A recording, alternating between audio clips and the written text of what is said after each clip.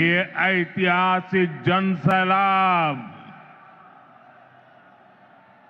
जहां जहां मेरी नजर पहुंच रही है, लोग ही लोग नजर आ रहे हैं। ये अद्भुत दृश्य है। ये आपका उत्साह, ये आपका जोश, बंगाल क्या सोच रहा है, बंगाल के मन में क्या चल रहा है, अगर किसी को देखना है तो जरा ये तस्वीर देख ले।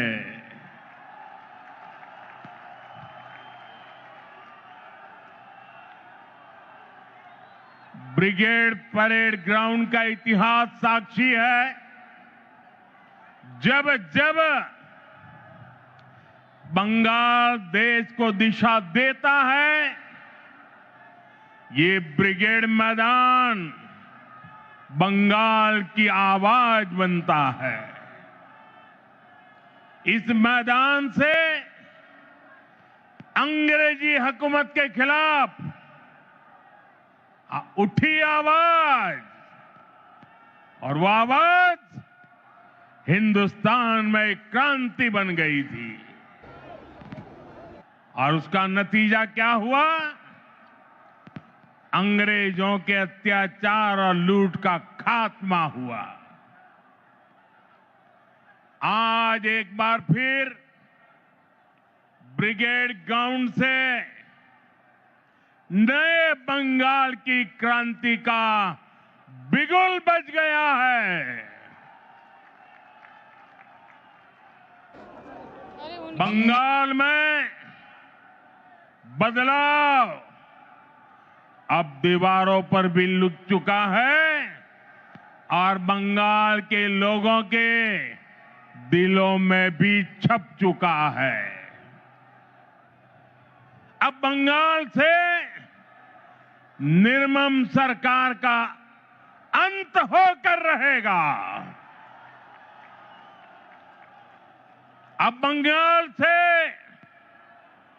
महाजंगल राज का खात्मा होगा। इसलिए बंगाल के हर कोने से आवाज उठ रही है। चाहे बीजेपी सरकार, चाहे बीजेपी सरकार, सबकी बात। साथियों, कल टीएमसी ने इस रैली में आने वाले आप सभी लोगों को चोर कहकर गाली दी है। असली चोर कौन है, ये बंगाल की प्रबुद्ध जनता जानती है। अपनी कुर्सी जाते हुए देखकर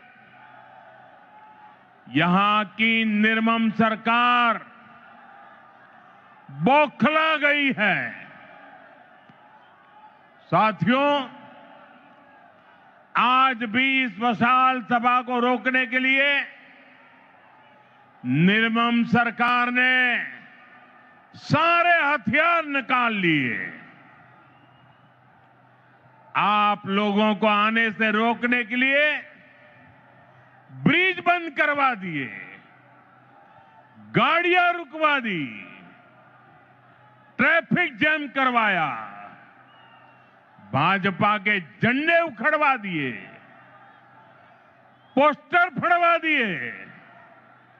लेकिन निर्मम सरकार, साफ साफ देख लो,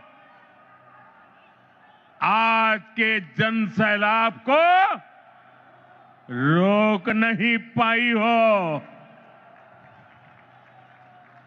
बंगाल में महाजंगल राज लाने वालों का काउंटडाउन शुरू हो चुका है। वो दिन दूर नहीं जब बंगाल में फिर से कानून का राज होगा, जो कानून तोड़ेगा, जो अत्याचार करेगा, टीएमसी के किसी अत्याचारी को छोड़ा नहीं जाएगा। चुन चुन के हिसाब लिया जाएगा।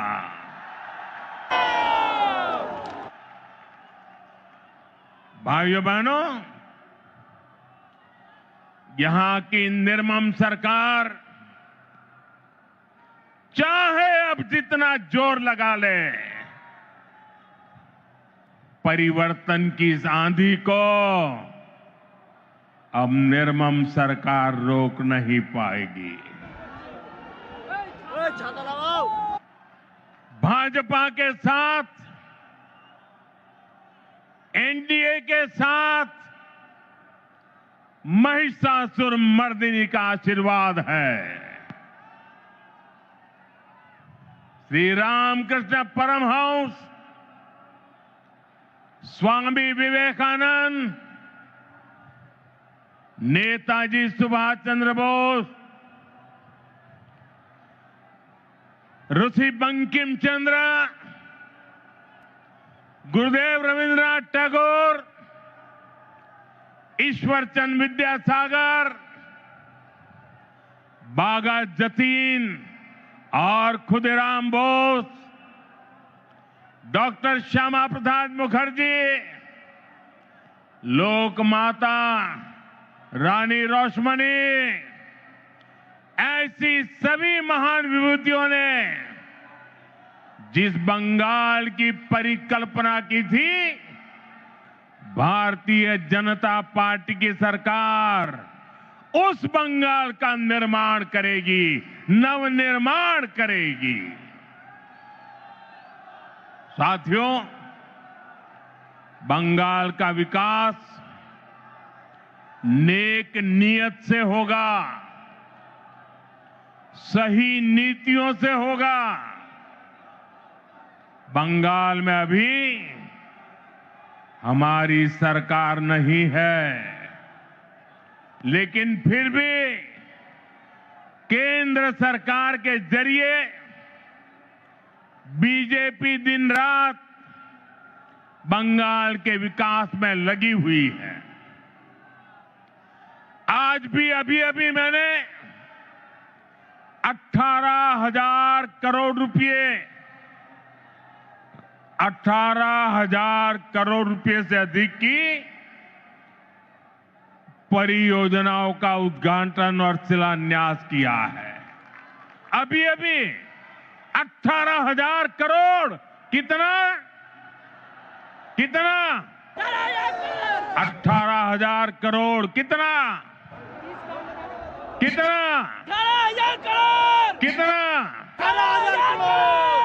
4 दिन पहले ही कैबिनेट ने पश्चिम बंगाल के लिए मल्टी ट्रैकिंग प्रोजेक्ट्स को भी मंजूरी दी है।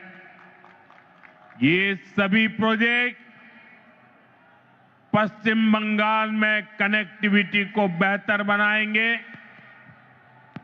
इसका फायदा यहां के सामान्य मानवी, किसान, व्यापारी और स्टूडेंट्स को मिलेगा।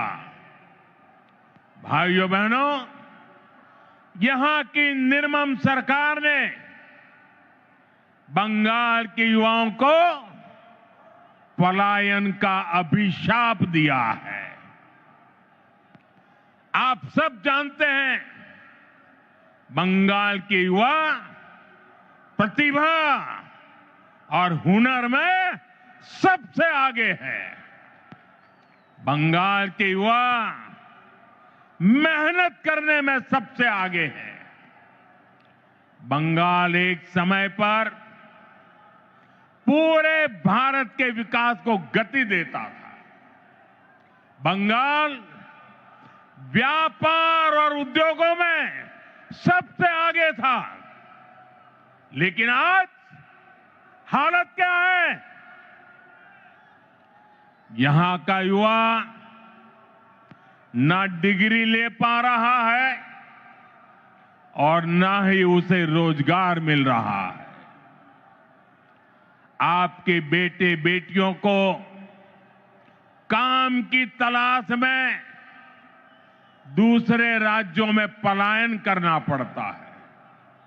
साथियों, पहले कांग्रेस, फिर कम्युनिस्ट और अब टीएमसी, ये लोग एक के बाद एक आते रहे, अपनी जेबें भरते रहे और बंगाल में विकास के काम ठप पड़े रहे।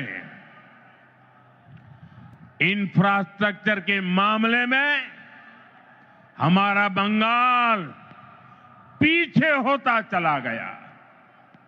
उद्योग धंधे बंद होते चले गए। यहां टीएमसी सरकार में नौकरियां खुलेआम बेची जा रही है। भर्तियों में घोटाले हो रहे हैं। अब समय आ गया है। अब समय आ गया है। ये हालात बदले। बंगाल के युवाओं को बंगाल में काम मिले। ये नौजवान बंगाल के विकास का नेतृत्व करें। এই স্বপ্ন আপনার আর এই স্বপ্ন পূরণ করা মোদির গ্যারান্টি। मोदीर गारंटी।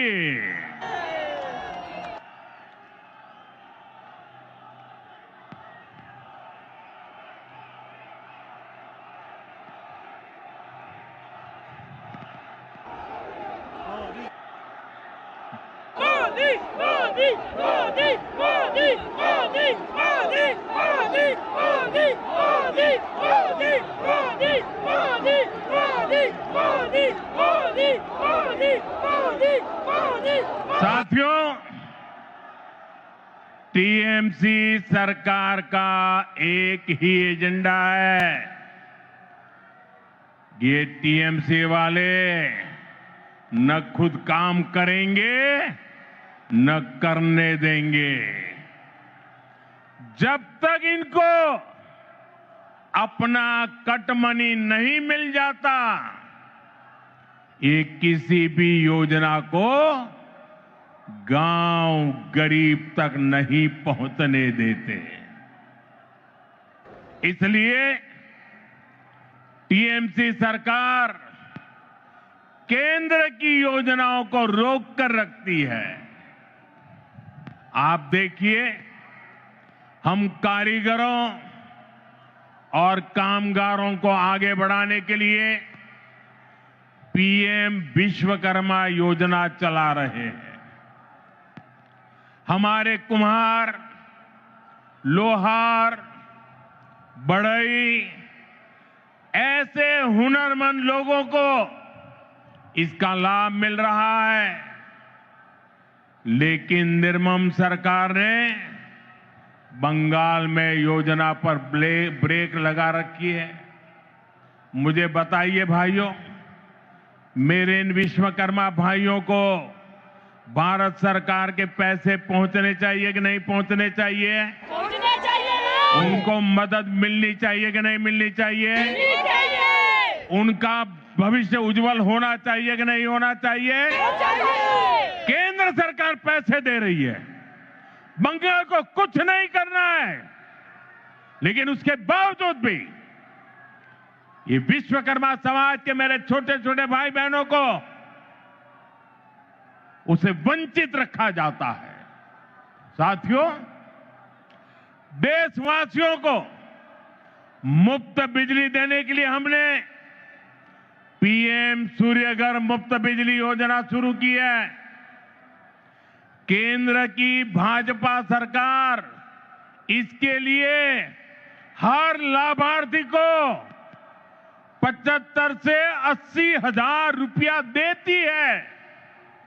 आपको, बंगाल के मेरे भाई बहनों को, हर परिवार को मोदी सरकार 75 से 80 हजार रुपया देती है। जो लाभार्थी पीएम सूर्यघर मुफ्त बिजली योजना से जुड़ता है, उसके घर का बिजली बिल 0 हो जाता है। लेकिन बंगाल सरकार इसे भी लागू नहीं होने दे रही। आप मुझे बताइए, आपका बिजली बिल 0 होना चाहिए कि नहीं?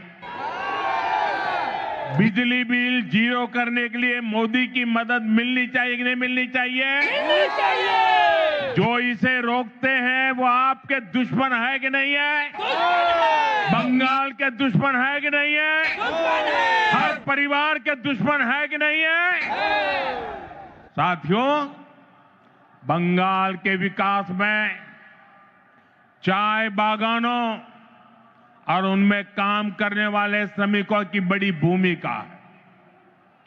लेकिन चाय बागानों के श्रमिकों को पीएम चाय श्रमिक प्रोत्साहन योजना का लाभ नहीं मिल रहा है। मुझे बताइए, चाय बागान के मेरे श्रमिकों को ये लाभ मिलना चाहिए कि नहीं मिलना चाहिए? मिलना चाहिए। उनको मदद मिलनी चाहिए कि नहीं मिलनी चाहिए? मिलनी चाहिए। केंद्र सरकार की इस योजना में बंगाल सरकार रोड़े अटका रही है। साथियों, आप सबने देश भर में पीएम आवास योजना की सफलता के बारे में सुना है। दुनिया के लोग भी जब सुनते हैं ना, अचरज करते हैं। जो लोग बंगाल से बाहर रह रहे हैं, लुटाता रहा है। ऐसे हर गरीब परिवार को पक्का घर मिल रहा है। लेकिन यहां क्या हुआ? योजना का नाम बदल दिया गया, लाभार्थियों की सूची में गड़बड़ की और जिन गरीबों को घर मिलना चाहिए था, वे आज भी इंतजार कर रहे हैं। ईमानदारी से, ट्रांसपेरेंसी से बंगाल के गरीबों को पक्का घर मिलना चाहिए कि नहीं मिलना चाहिए? मिलना चाहिए। ये टीएमसी सरकार मिलने देगी क्या? नहीं। ये निर्मम सरकार मिलने देगी क्या? कुछ नहीं। ये सरकार जानी चाहिए कि नहीं जानी चाहिए? मिलना चाहिए। गरीबों को घर मिलना चाहिए कि नहीं मिलना चाहिए? मिलना चाहिए। साथियों, इतना ही नहीं, यही हाल जल जीवन मिशन का भी है। बंगाल में लोग पूछ रहे हैं, जब देश के बाकी हिस्सों में हर घर जल पहुंच सकता है, तो बंगाल में क्यों नहीं? भाइयों बहनों, केवल बिजली, पानी, सड़क और घर, इसकी बात नहीं है। ये टीएमसी सरकार अपनी स्वार्थी राजनीति की वजह से आयुष्मान योजना को लागू नहीं कर रही है। देश के करोड़ों लोग इस योजना के तहत 5 लाख रुपए तक के मुफ्त इलाज का लाभ उठा रहे हैं। मुझे बताइए, गरीबों को बीमारी में 5 लाख रुपए तक की मदद पहुंचनी चाहिए कि नहीं पहुंचनी चाहिए? मोदी दे रहा है, मिलनी चाहिए कि नहीं मिलनी चाहिए?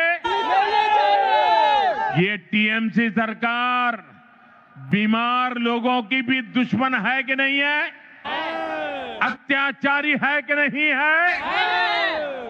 लेकिन बंगाल के गरीब परिवारों को 5 लाख रुपया वाली आयुष्मान योजना से भी, उस अधिकार से भी वंचित रखा गया है। साथियों, आज बंगाल के किसान की हालत भी किसी से छिपी नहीं है। मुझे बताया गया है कि 2-3 दिन पहले ही चंद्रकोना में हमारे एक आलू किसान ने खुदकुशी कर ली है, आत्महत्या कर ली है। पश्चिमी मिदनापुर से हुगली और बर्दवान तक किसानों से झूठे वायदे और सरकारी खरीद में घोटाला ही ये टीएमसी सरकार की पहचान बन गया है। टीएमसी के कट, कमीशन और करप्शन के कारण गंदी राजनीति के लिए किसानों की जिंदगी से, गरीबों और मध्यम वर्ग की जिंदगी से, माताओं बहनों की सुरक्षा से खिलवाड़ किया जा रहा है।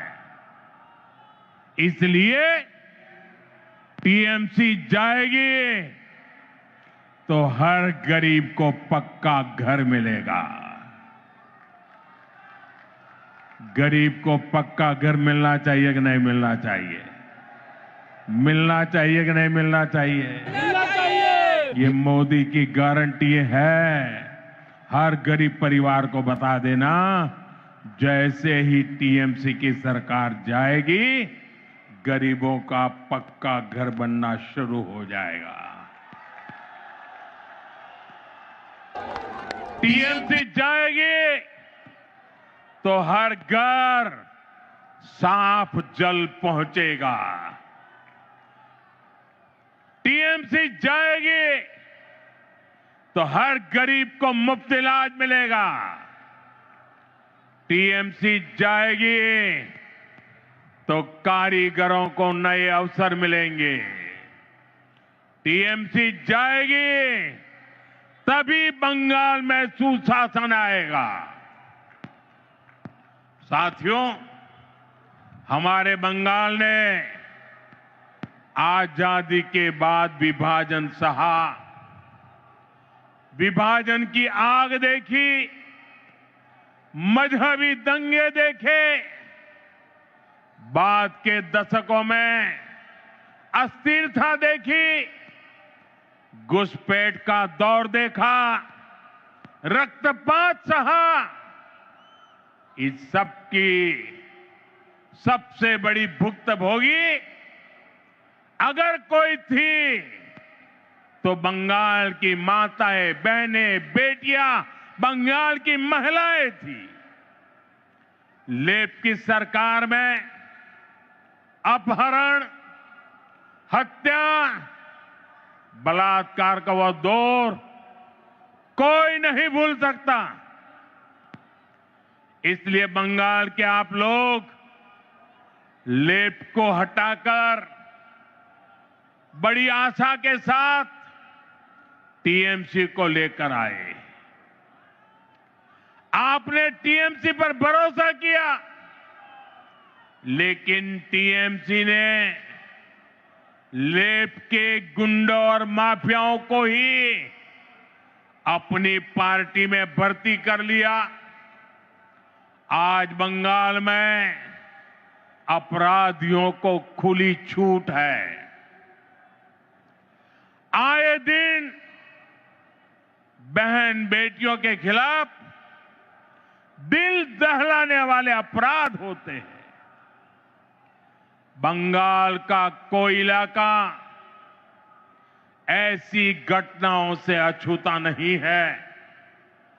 आप याद करिए, कॉलेज परिसर में दुष्कर्म की घटना, नाबालिग बेटियों से दुष्कर्म के मामले, टीएमसी कार्यालय में महिला से बलात्कार, 7-8 साल की बच्चियों से बलात्कार के खौफनाक कुकृत्य, कहीं आदिवासी बेटी के साथ दुष्कर्म, ऐसे ज्यादातर मामलों में अपराधी कोई न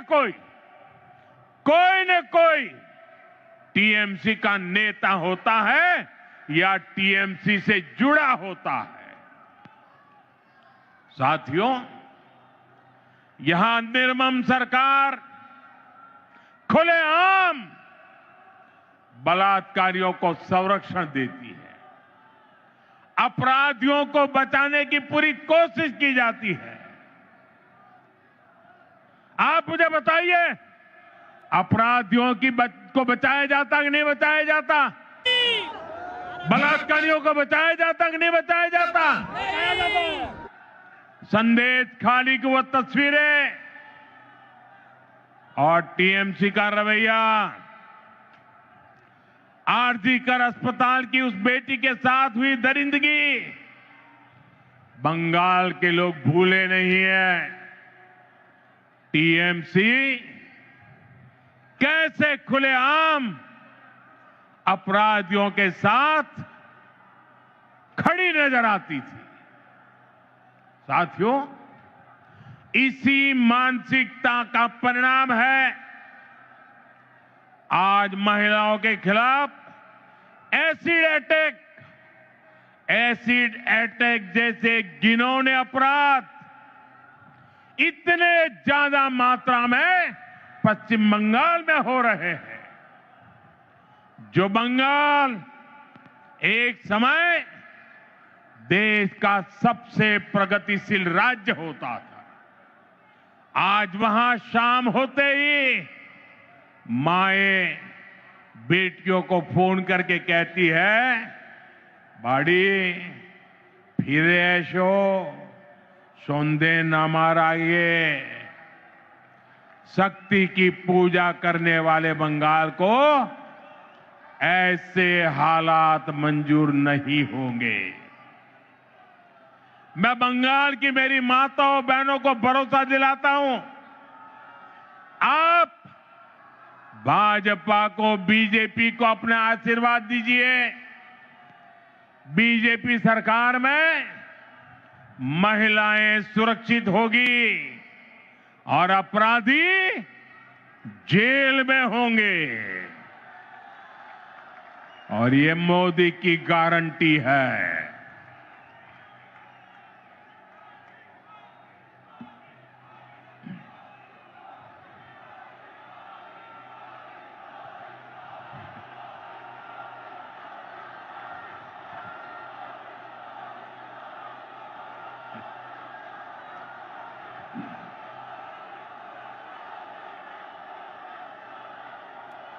साथियों, टीएमसी सरकार गुंडों और अपराधियों की बैसाखी पर चलती है। रंगबाजी और कटमनी ये टीएमसी की कमाई का जरिया है। ये लोग जानते हैं, जिस दिन बंगाल के लोग खुलकर सामने आ गए, टीएमसी की विदाई पक्की है। और मैं दृश्य देख करके कह सकता हूं, अब टीएमसी को बचाने वाला कोई नहीं बचा है।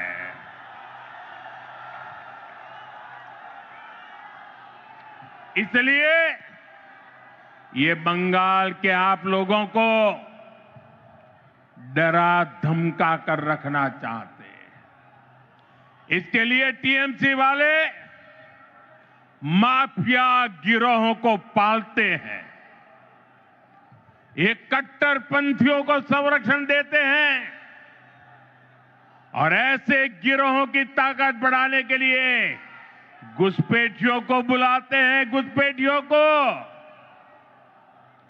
साथियों, ये टीएमसी मां माटी मानुष के नारे पे सत्ता में आई थी।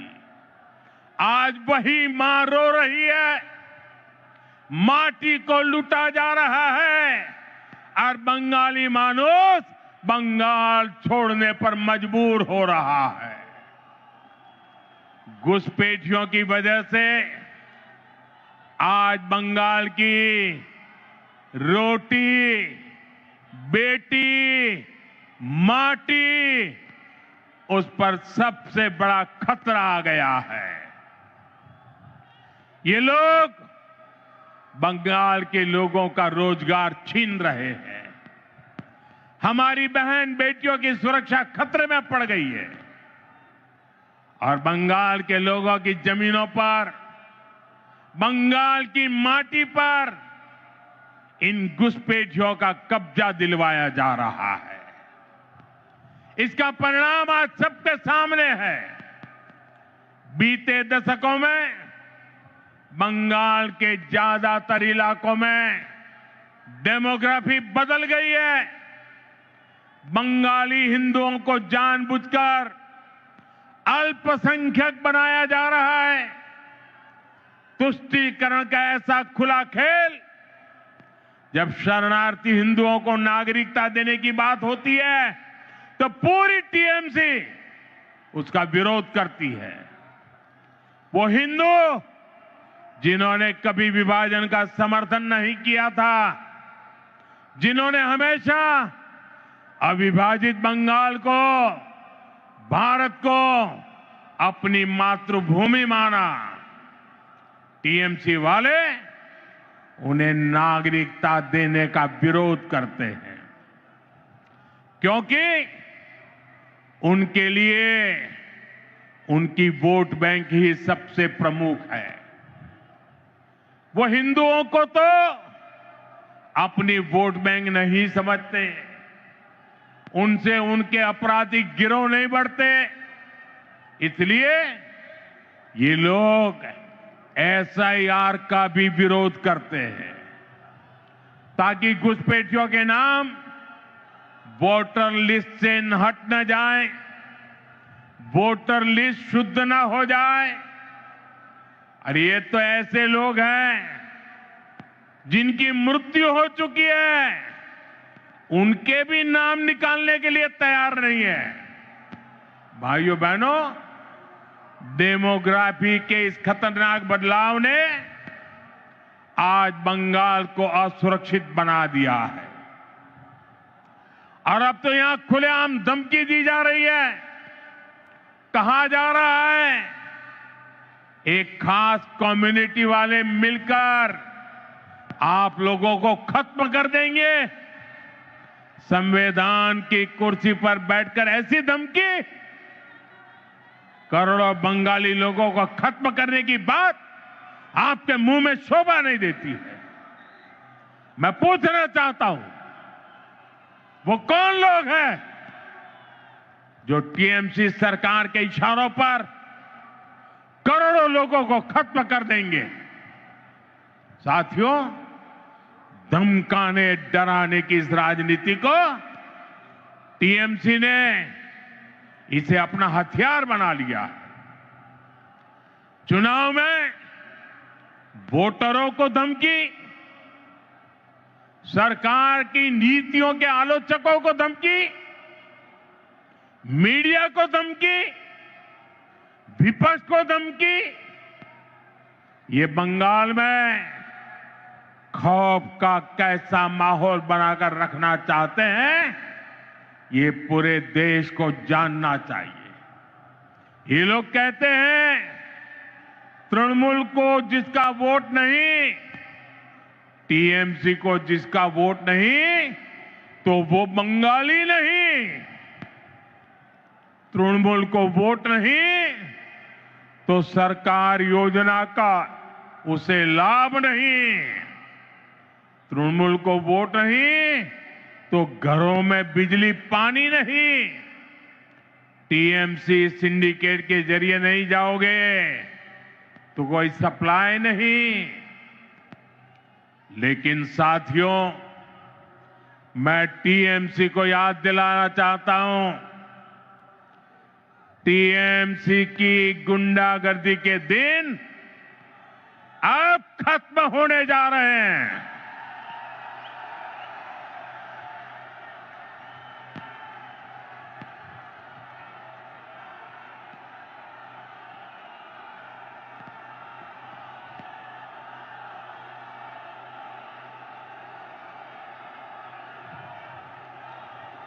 टीएमसी सरकार के जाने का काउंटडाउन शुरू हो चुका है। यहां बंगाल में बीजेपी सरकार बनने के बाद एक तरफ हम सबका साथ सबका विकास ये मंत्र लेकर चलेंगे और दूसरी तरफ सबका हिसाब लिया जाएगा।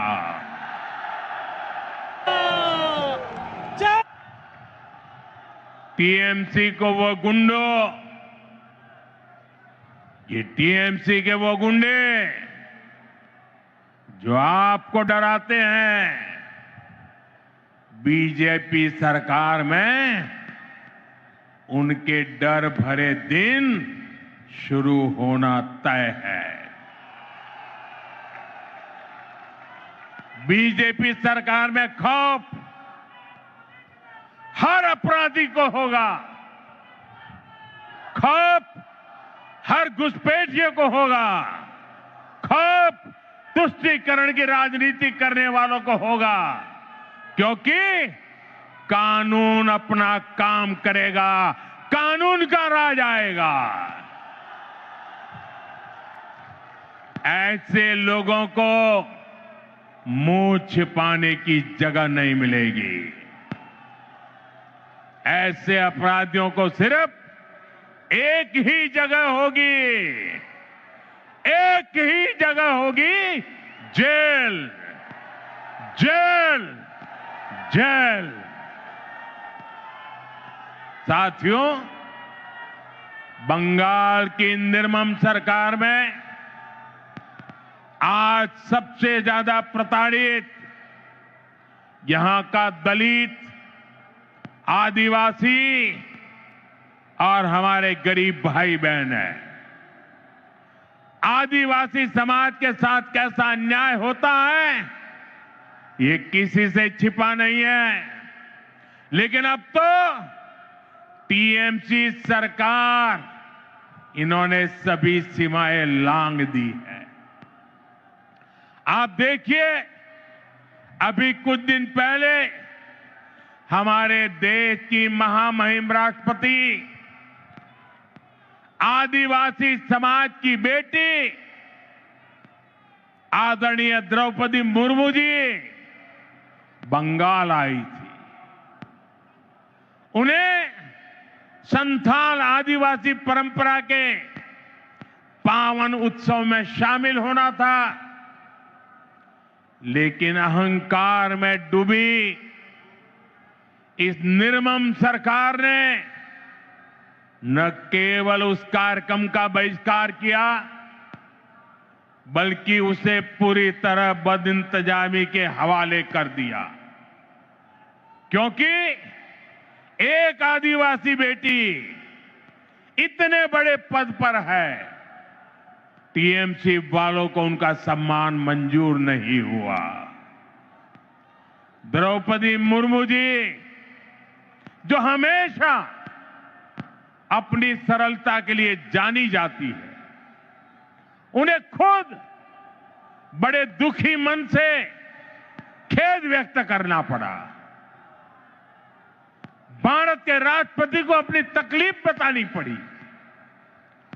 टीएमसी वालों को ये याद रखना पड़ेगा, उन्होंने केवल द्रौपदी मुर्मू जी का अपमान नहीं किया है, उन्होंने करोड़ों आदिवासियों का अपमान किया है, उन्होंने करोड़ों महिलाओं के सम्मान को ठेस पहुंचाई है, उन्होंने देश के सर्वोच्च पद की गरिमा को ठेस पहुंचाई है।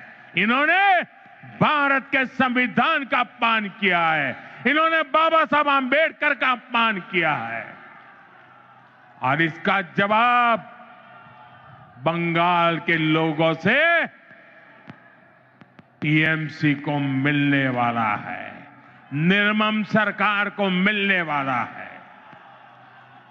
साथियों, टीएमसी सरकार ने बंगाल को पूरी तरह से अराजकता के हवाले कर दिया है।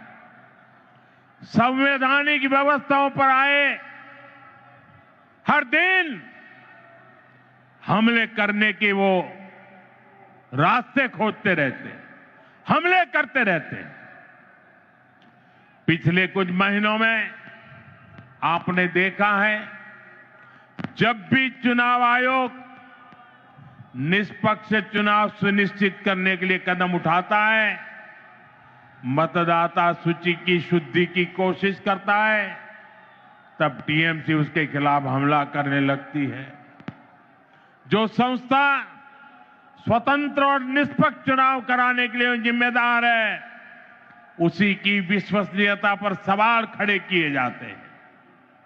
ऐसा ही व्यवहार देश की सेना को लेकर दिखाई देता है। जब 2019 में भारतीय वायुसेना ने बालाकोट में आतंकवादी ठिकानों पर निर्णायक कार्रवाई की, तब टीएमसी ने देश की वायुसेना से कार्रवाई का सबूत मांगा। साथियों, यहां राज्य सरकार पुलिस को स्वतंत्र रूप से जांच करने नहीं देती। जब राष्ट्रीय एजेंसियां टीएमसी सरकार के भ्रष्टाचार या गंभीर अपराधों की जांच करना चाहती हैं, तो उन्हें भी रोकने की कोशिश होती है। अब जरा सोचिए, न्याय के लिए लोग आखिर कहां जाएंगे? साथियों, तृणमूल वाले यही अराजकता दिल्ली तक फैलाने की कोशिश करते हैं।